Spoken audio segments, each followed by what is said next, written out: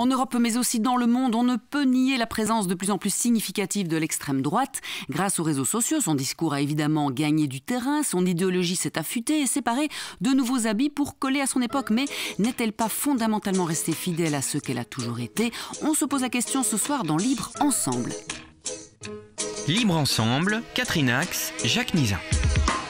Bienvenue, bonsoir à toutes et à tous. Ravi de vous accueillir et d'accueillir mes invités ce soir pour parler de l'actualité chaude et brûlante, toute récente, par exemple avec Jürgen Konings, ce militaire en fuite devenu l'icône anti-système de l'extrême droite complotiste et qui n'est qu'un exemple des multiples formes que la bête extrême droite peut prendre. Aujourd'hui, je suis ravie de recevoir trois invités pour débattre de cette question de la montée de l'extrême droite en Europe et chez nous. Bienvenue à Benjamin Billard. Bonsoir. Bonsoir Benjamin.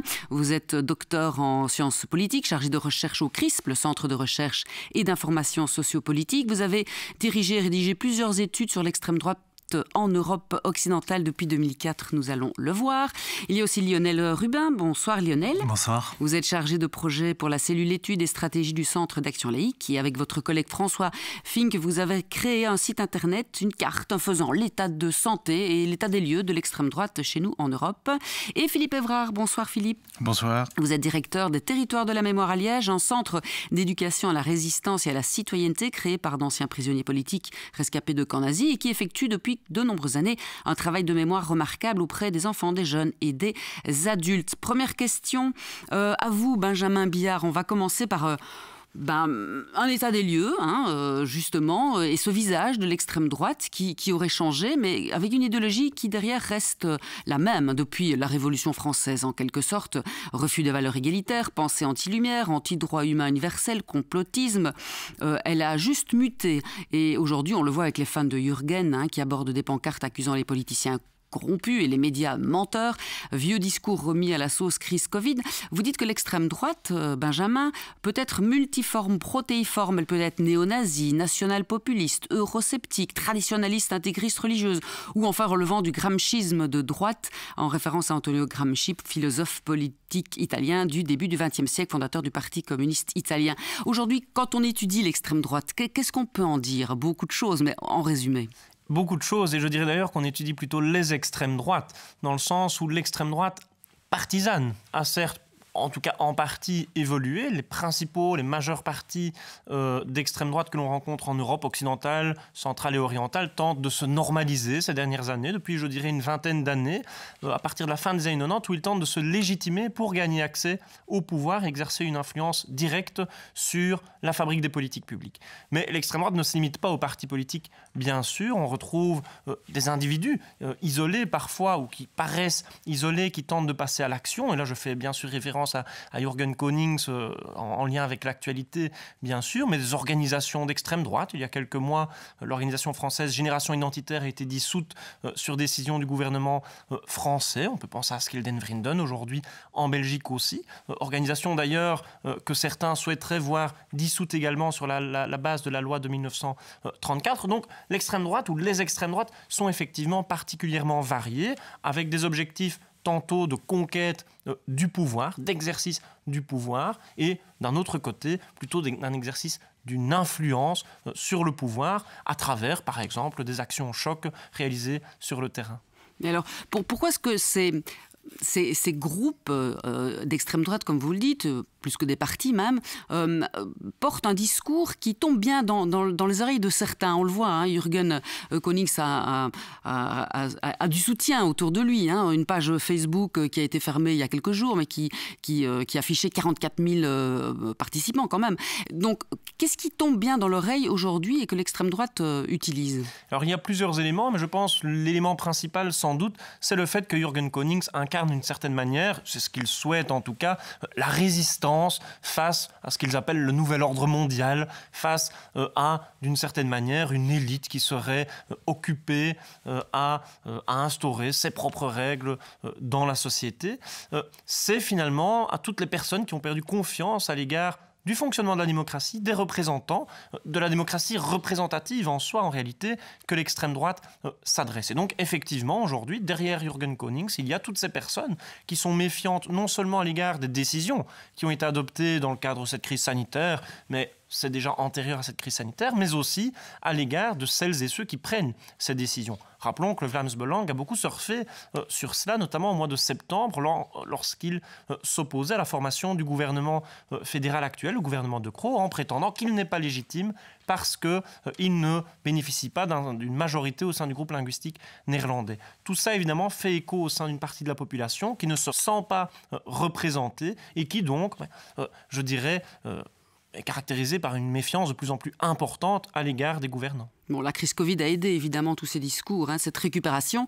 Mais vous, ça fait des années que vous étudiez le problème aussi. Vous avez d'ailleurs collaboré, on va en reparler, au site que le Centre d'action laïque a mis en ligne cette semaine sur cet état des lieux en Europe de l'extrême droite. Déjà en 2004, pour le CRISP, vous faisiez un état des lieux européen avec les pays. On va en reparler avec Philippe Évrard également. Quelles sont, je dirais, les grandes thématiques qui on peut en dresser, qui rejoignent tous ces mouvements d'extrême droite en Europe, ou est-ce que chaque pays a sa particularité et ses particularismes ? Alors, il y a des particularités nationales, mais il y a aussi des particularités au sein d'un pays. L'extrême droite flamande n'est pas la même nécessairement que l'extrême droite qu'on retrouve en Belgique francophone. En Flandre, l'extrême droite est souvent nationaliste, voire indépendantiste. Souvenons-nous que le Vlaams Belang a d'abord été créé comme parti visant à l'indépendance de la Belgique sur fond de désaccord par rapport au pacte d'Egmont en 1977. Donc, il y a des grandes variétés. Malgré tout, ça permet quand même, on peut quand même définir l'extrême droite sur la base de quelques grands critères qui sont transversaux, je dirais, que l'on retrouve, que ce soit en Belgique, en Bulgarie, que ce soit au niveau d'un parti politique ou d'une organisation.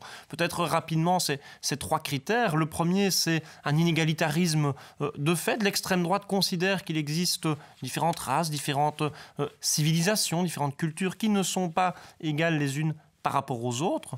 Le deuxième critère, c'est une vision du monde telle qu'il devrait être, une vision nationaliste, pas seulement un nationalisme régionaliste, c'est-à-dire qui visera l'indépendance d'un territoire, ça peut l'être. Je viens de citer le Vlaams Belang, on pourrait citer aussi la Ligue du Nord pendant tout un temps en Italie, mais un nationalisme aussi qui vise à une certaine homogénéité ethnique à l'intérieur d'un territoire. Et puis la troisième caractéristique, c'est la question des moyens qui peuvent être extrêmes, c'est-à-dire violents sur le plan physique. Pensons à Aube Dorée, qui il y a quelques mois encore a été reconnue comme organisation criminelle en Grèce, mais aussi des moyens violents sur le plan symbolique parfois, dont on parle parfois moins, mais qui peuvent être tout de même assez conséquents. Inégalité, nationalisme, radicalisme. Lionel Rubin, c'est les trois grandes thématiques qu'on peut retrouver sur le site internet lancé par le Centre d'action laïque cette semaine, que vous avez co-dirigé, co-lancé avec François Fink. Pourquoi la création de ce site ? Est-ce que vous pensiez qu'il y avait une vraie menace, notamment de sécurité intérieure, on le voit avec les groupuscules, avec Urgen, on en reparle encore une fois de plus. Est-ce que c'était urgent ? Est-ce que connaître l'extrême droite, c'est mieux y faire face ? D'après vous, est-ce qu'il faut craindre cette menace et en faire un état des lieux ? Oui, bonjour à toutes et à tous. Effectivement, le site qu'on a créé, il est né d'un triple objectif en réalité. Le premier, c'était, comme vous l'avez dit, c'était connaître l'extrême droite pour mieux la combattre. Si on se base sur des chiffres, sur des faits, sur une carte avec Evolutive qui fait état de la situation, on peut mieux, en amont, réfléchir aux manières de combattre l'extrême droite. La deuxième chose, le deuxième objectif, ça s'inscrit dans l'éducation permanente. Il y a effectivement différentes façons de combattre l'extrême droite. Il y a un travail académique. Monsieur Biard en a parlé juste avant. Il y a le militantisme. Ici, on est plus dans la création d'un outil pédagogique qui va permettre de vulgariser en réalité la lutte contre l'extrême droite. Et enfin, le troisième objectif, c'est une fiabilité des connaissances et de se dire... Mais maintenant, on ne peut plus minimiser, face aux chiffres et aux faits, on ne peut plus minimiser la présence de l'extrême droite ici en Europe. On a ce type de site qui montre clairement que l'extrême droite, dans quasi tous les pays européens, est dans les parlements et donc peut influencer l'agenda parlementaire, peut influencer les différents partis, peut participer au pouvoir ou soutenir les différents gouvernements. Donc ça, c'est les triples objectifs. Au niveau des signaux et des raisons pour lesquelles ce site est né, il y a évidemment différents signaux. On a parlé de la cavalcade de Jürgen Konings. Il y a le chant antisémite à Bruges il y a quelques semaines. On a plus loin, on a eu un incendie d'un centre d'accueil de réfugiés en septembre ou en octobre dernier. Donc on se rend compte en fait au fur et à mesure des mois et des années que ce sont plus des événements qui sont isolés, mais c'est une succession d'événements qui, toutes les semaines, voire tous les mois, en fait, commencent à créer une sorte d'environnement, un climat en tout cas, propice et favorable aux idées et à la propagation des idées d'extrême droite, quoi. Surtout la période de crise que nous vivons actuellement et depuis une grosse année, évidemment, j'imagine que vous vous êtes dit, là maintenant, il va falloir faire quelque chose. À qui s'adresse ce site ? Bon, il s'adresse, je dirais, à tout le monde, évidemment, en particulier à ceux qui veulent avoir un œil et une idée assez rapide et complète de l'état des lieux de l'extrême droite en Europe. Il y a évidemment tout le travail académique très dense de M. Billard, par exemple, qui permet de s'adresser là plus aux fins connaisseurs, je vais dire. Mais après, ici, l'idée, c'était d'être suffisamment complet pour offrir des éléments fiables et se faire une idée rapide de l'état des lieux de l'extrême droite en Europe. Il y a des codes couleurs et une liste de pays. Bon, il y a la carte générale, on peut cliquer sur chaque pays. Et puis, il y a un déroulé avec le pays de son choix, je dirais, en Union européenne. Voilà. L'idée, c'était effectivement d'abord d'être très visuel et de montrer qu'effectivement, en un clin d'œil, on avait... il fallait se montrer vigilant par rapport à l'état de notre démocratie. Donc effectivement, on a une carte d'Europe avec un code couleur, avec la participation de l'extrême droite et donc une graduation des couleurs en fonction de la participation de l'extrême droite dans les différents gouvernements ou leur présence dans les différents parlements. Et à côté de ça, on a effectivement une analyse par pays, mais qui est complète et fiable, mais qui n'est pas trop dense pour permettre justement à tout un chacun d'avoir les premières informations et puis d'après aller beaucoup plus loin pour creuser par pays selon ses volontés. Première chose qui saute aux yeux, on en parlait off record avec Philippe Évrard, Benjamin et vous, Lionel, c'est que l'extrême droite est présente partout. Alors, à de rares exceptions près, quelques pays comme l'Islande, l'Irlande, je pense, elle est non seulement souvent au pouvoir, mais en tout cas dans des assemblées avec quelques sièges. Elle est un petit peu partout en Europe. Alors effectivement, c'est le gros constat en fait, c'est que ça permet de visualiser, de se rendre compte que l'extrême droite, les mouvements politiques, les partis politiques d'extrême droite en Europe sont quasi présents dans tous les pays. Alors à des degrés divers de participation, il y en a clairement qui font partie des gouvernements, mais surtout ce qui est important, c'est que quand on analyse un petit peu plus en profondeur, on se rend compte que quel que soit le degré de présence et de participation, on a généralement, de toute façon, une influence sur la politique nationale. Que ce soit parce que ça met la pression sur les autres partis, que ce soit parce qu'ils inscrivent à l'agenda parlementaire certains débats. Et donc, on a quand même, peu importe le degré de participation, on a cet impact, cette conséquence, si vous voulez, de l'extrême droite politique dans nos démocraties européennes. Oui. Philippe Évrard, vous avez collaboré, participé à l'élaboration de ce site Internet. Mais au territoire de la mémoire, évidemment, on n'a pas attendu ce site et ce constat de cette semaine, vous le dites depuis des années, plus jamais ça. Mais est-ce que c'est encore plus vrai aujourd'hui qu'il y a 5 ou 10 ans, pensez-vous ? C'est le constat en tout cas que nos équipes font depuis plus de 25 ans maintenant, que les membres fondateurs font. En 93, quand des démocrates du Centre d'Action Laïque et d'anciens résistants s'étaient rassemblés pour créer les territoires de la mémoire, c'était 2 ans après le premier dimanche noir. Et c'était le premier dimanche noir. Et depuis, quand on regarde un peu l'histoire de Belgique, on peut presque dire qu'il y en a eu 3 autres. Et lorsqu'on regarde la carte de l'Europe, effectivement, on constate que sur les pays analysés dans l'excellente étude, et je voudrais ici souligner et remercier le CAL pour ce travail, on voit qu'il y a 21 pays sur la carte où l'extrême droite est soit au pouvoir, soit en coalition au pouvoir, soit représentée au Parlement, et 4, comme vous le disiez, où elle n'est pas représentée. Donc il y a un sentiment, et je crois une objectivité dans cette analyse, d'une augmentation progressive du nombre de partis. Et alors, de manière encore plus diffuse, et comme le disait Lionel Rubin, la propagation des idées. C'est-à-dire que lorsqu'elle n'est pas au pouvoir, clairement, on voit une appropriation par tous les partis, que ce soit sur la visée sécuritaire, les questions d'immigration, une appropriation des thématiques. On s'offusquait il y a quelques années des 70 points du programme du Vlaams Belang, et puis quand on en regarde aujourd'hui, la majorité sont passés dans la vie politique traditionnelle de la plupart des partis dits démocratiques. Donc il y a une perméabilité qui est très très inquiétante et qui nous inquiète particulièrement, oui. Avec évidemment, hein, on le voit et on l'étudie, Benjamin, vous allez évidemment me confirmer, avec des mots qui n'ont plus cours. Hein. Au lendemain de la Seconde Guerre mondiale, évidemment, il y a des mots qu'on n'utilise plus aujourd'hui qui feraient peur. Hein. Mais sur le terrain, vous, au territoire de la mémoire, qui avez vraiment une action réelle avec les jeunes et sur le terrain, qu'est-ce qu'on remarque et qu'est-ce que le public connaît de l'extrême droite? Est-ce qu'on sait que la montée est là et que le danger est là ou pas encore forcément?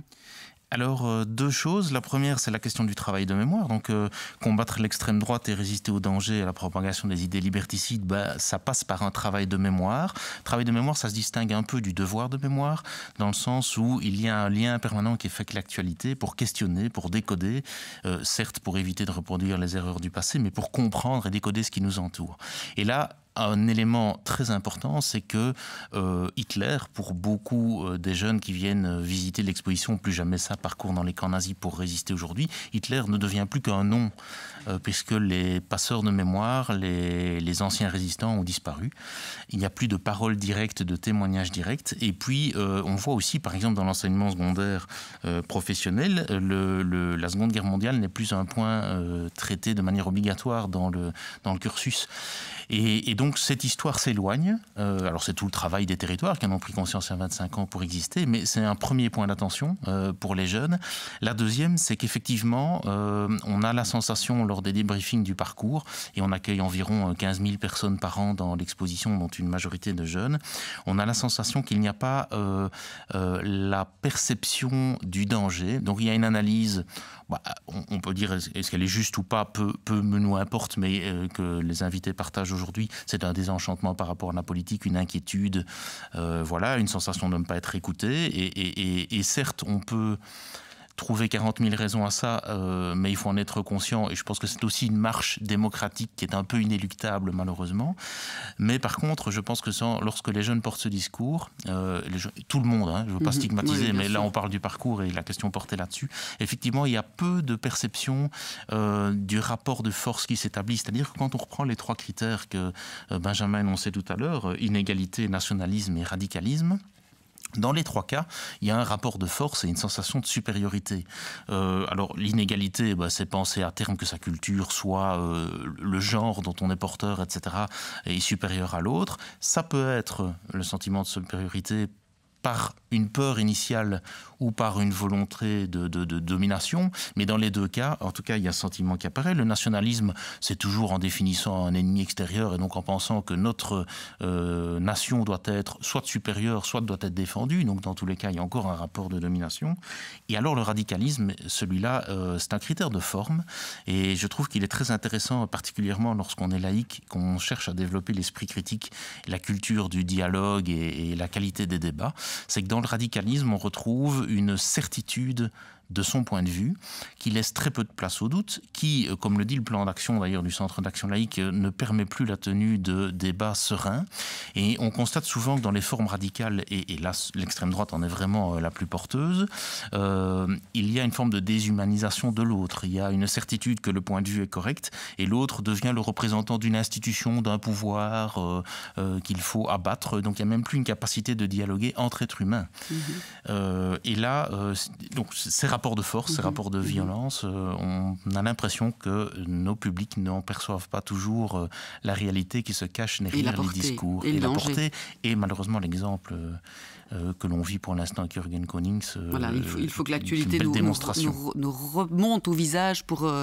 Et ça doit servir à décoder ça. Voilà, exactement.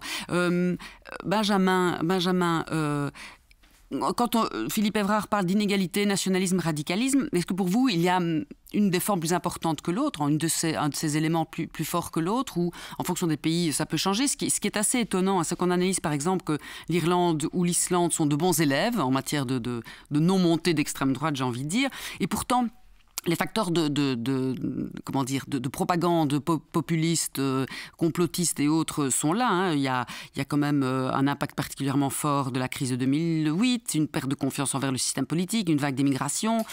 Et pourtant, ces pays-là sont moins touchés. Pourquoi? Dans votre étude, vous dites par exemple que ces pays-là ont déjà des partis très nationalistes. Donc la place est prise. Est-ce que, la Lituanie aussi d'ailleurs, mais c'est un danger qui approche, vous dites. Est-ce que c'est ça en fait? C'est que dès qu'un parti est un peu plus nationaliste, il protège de l'extrême droite. C'est quand même un petit peu malheureux, mais ça... Alors, en partie, et d'ailleurs, on peut citer le cas grec aussi, où l'an dernier, en juillet 2019, les partis d'extrême droite ont connu un recul électoral assez significatif, notamment après que le parti ANEL ait participé à une coalition avec Syriza, parce que, notamment, le parti de droite plus classique a radicalisé aussi son discours et, d'ailleurs, a intégré certains transfuges de partis d'extrême droite en son sein. Et donc, il y a une capacité ici à récupérer des électeurs issus de l'extrême droite. Je rappellerai peut-être quand même qu'il ne faut pas non plus croire que certains pays sont immunisés contre l'extrême droite de manière définitive, dans le sens où on a abordé l'Irlande, l'Islande, on peut parler du Portugal, tiens, ça commence d'ailleurs à évoluer avec le parti Chega depuis quelques mois notamment. On voit que dans certains pays, l'évolution peut être assez rapide, assez drastique. Je pense ici notamment à l'Espagne. Depuis la chute de la dictature franquiste, on a cru que c'était un pays qui n'allait plus connaître de représentation d'extrême droite au sein du Parlement pendant très longtemps. Alors, pendant quand même quelques dizaines d'années, et puis soudainement, avec l'apparition de Vox en 2013, dans un contexte qui n'était pas nécessairement celui de l'extrême droite, mais qui était lié à la crise catalane, on voit que Vox parvient très rapidement à se développer, à remporter différents scrutins. En 2019, l'Espagne connaît 2 scrutins lors de la même année. Il parvient à doubler le nombre de parlementaires entre ces 2 scrutins, donc simplement en quelques mois. On pourrait prendre l'exemple de l'Allemagne, qui est peut-être encore plus parlant, où l'extrême droite est absente du Parlement national depuis la Seconde Guerre mondiale et où, depuis 2017, l'AfD, comme on l'appelle, l'alternative pour l'Allemagne, parvient à enregistrer des scores particulièrement importants. Donc il faut être particulièrement prudent, que ce soit par rapport au cas islandais, irlandais, de la Belgique francophone aussi, dont on pourrait évidemment parler, où on a l'impression qu'elle est absente. Il existe quelques partis qui sont plus des groupuscules d'extrême droite pour le moment, mais qui pourraient très rapidement se structurer davantage, se former, se développer et éventuellement s'imposer dans le paysage politique. Philippe Evrard, vous vouliez faire une réflexion? Oui, par rapport à votre question, c'est celle justement que le Conseil d'administration des territoires de la mémoire se pose depuis 2-3 ans, parce que c'est la question des critères et de leur combinaison, voire de leur importance. Sur une échelle, on pourrait imaginer une échelle du risque liberticide d'un discours. Et ce qui est particulier avec l'extrême droite, c'est que chacun des 3 éléments pris isolément, inégalitarisme, radicalisme, nationalisme, est déjà en soi, bien sûr, un risque liberticide fort. Ce qui est particulier avec l'extrême droite, c'est qu'elle les combine tous les 3. Et ce que le conseil d'administration est en train de se demander en évaluant plusieurs notes de partis politiques ou projets pour l'instant, c'est de voir comment combiner ces critères. Alors je m'explique. On peut avoir parfois un parti qui intrinsèquement, dans son projet, indépendamment même, ou même en les combinant avec ses discours, est fondamentalement liberticide. Le Parti populaire, il y a 3 ans, avait endormi un peu tout le monde, et puis on s'est réveillé avant les élections en se rendant compte qu'il avait fortement glissé, et lorsqu'on analysait l'ensemble de son programme, tous les critères étaient cochés. Et puis il restera à savoir, effectivement, si un projet politique qui s'appuierait par exemple sur une seule de ces caractéristiques est liberticide ou pas. Donc par exemple, quid d'un pouvoir basé sur la seule inégalité entre les groupes d'individus, un État ségrégationniste, et il faut se concentrer pour le dire.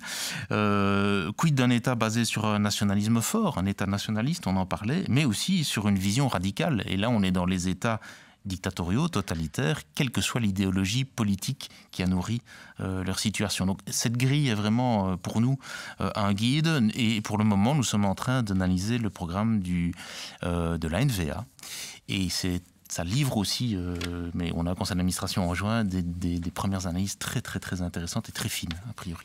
Lionel Rubin, justement, c'est un peu la grille d'analyse aussi de ce site internet, du Centre d'action laïque. Notamment, vous mettez en garde sur justement ces risques liberticides. Quels sont les pays en Europe qu'il faut vraiment garder à l'œil là maintenant? Faites-nous un petit état des lieux. Mais il y a, en tout cas dans l'avenir, il y a, à mon sens, il y a 4 pays qui vont être intéressants à analyser dans les 12 prochains mois. Les 2 premiers, c'est la France et l'Allemagne. Ce sont 2 mastodontes qui, généralement, peuvent aussi servir de boussole en Europe. On a les premiers sondages qui sont sortis en Allemagne il y a quelques jours. Ça semblerait être immunisé quand même, globalement, mais bon, on n'est jamais à l'abri. C'est en tout cas un pays dont il faudra faire attention.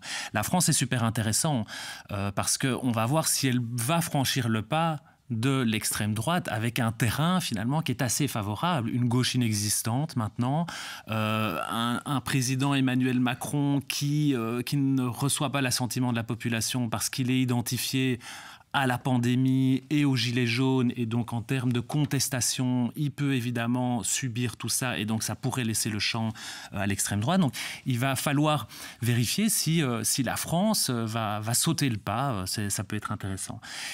2 autres pays, il y a d'une part la Hongrie, parce que Viktor Orban va probablement être reconduit puisque l'opposition est muselée, voire inexistante. Ce qui va être intéressant, par contre, c'est dans sa reconduction de voir s'il va continuer à mener des politiques de cette sorte de manière encore plus accentuée. On parle notamment de l'invisibilité des communautés homosexuelles, etc., du retour aux valeurs chrétiennes, etc.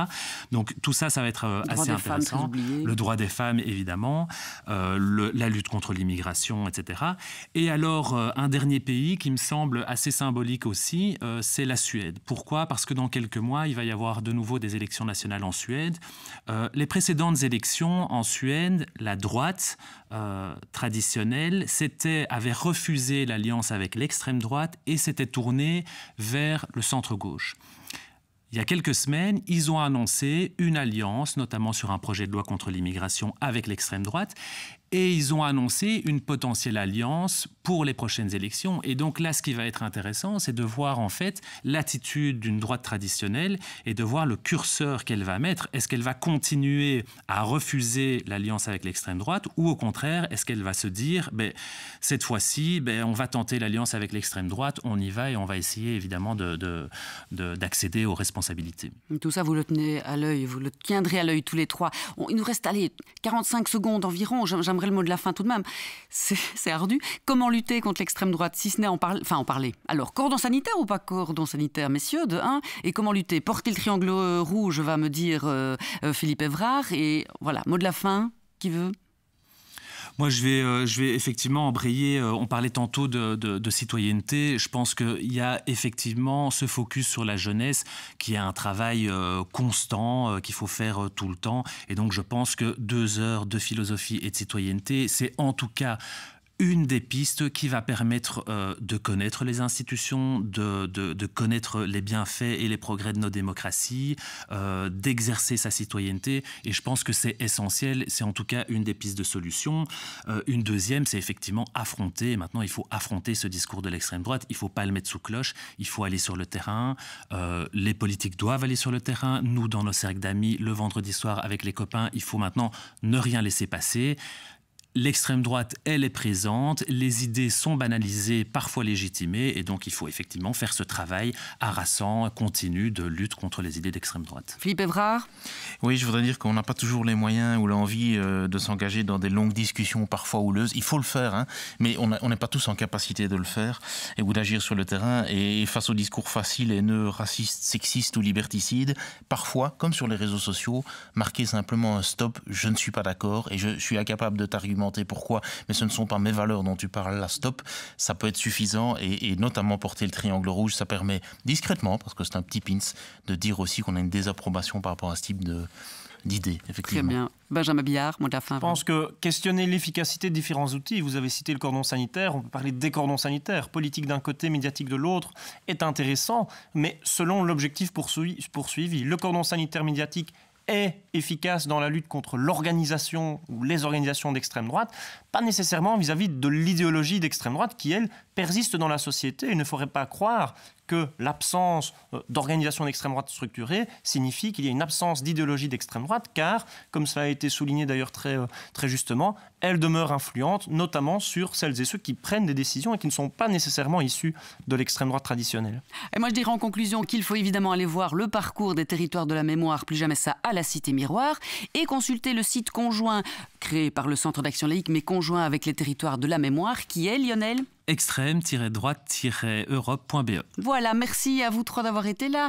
Philippe Evrard, Benjamin Billard et Lionel Rubin, merci à vous tous de nous avoir suivis.